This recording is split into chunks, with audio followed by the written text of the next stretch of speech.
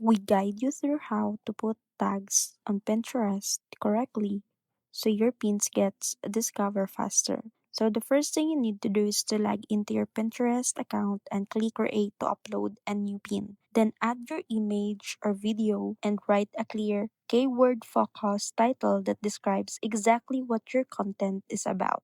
In the description box, naturally add relevant keywords that people are actually searching for because the Pinterest reads your title and description to understand your content. Next, scroll to the tag topic section and click add to insert related topics. Choose tags that are highly relevant, specific, and closely connected to your niche, including or instead of using random or overly broad terms. For example, if your pin is about minimalist bedroom decor, use tags like minimalist bedroom, small bedroom ideas, or neutral home decor. Instead of just home, avoid keyword stuffing and make sure every tag matches your content to prevent low reach.